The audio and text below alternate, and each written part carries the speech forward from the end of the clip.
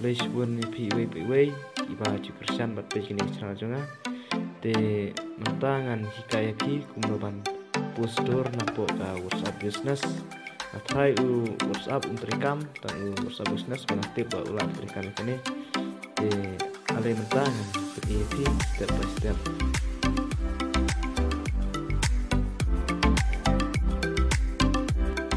te mentah tidak beli WhatsApp business jumpi te akhirnya kita tudon lightly ayam tu business tool te yang tu PUI ketuk ba thong tu po ketuk ba thok katalog te ayam tu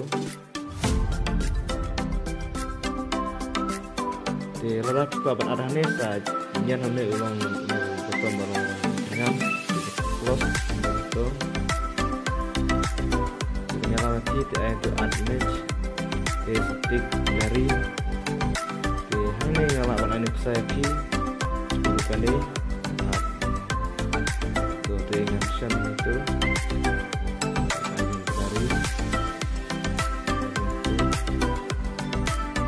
dari hanya tolak ada kenal dan tajam text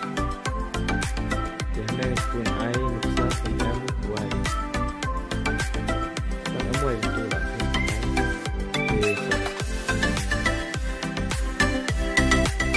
Hanya po ngatrai gambar kebaruan kampan tetap di hanya ngasih lebih direct hanya klasik de sibuk laladon nak dengki palok jengpi kiba program dunia usaha bisnis de sale ini But kita orang pi kita program dah WhatsApp kita ban page kini,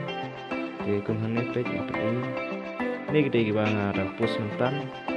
de kini besapo kita post kita launch training.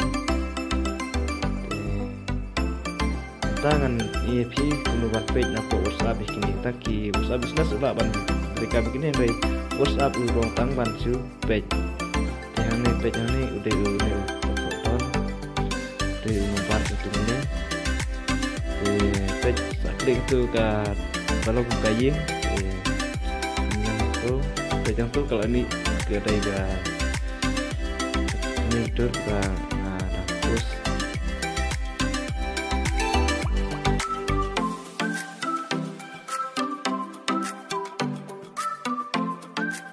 Di tangkat ni perlok, teman bah kelas 1, kelas 1 saya itu yang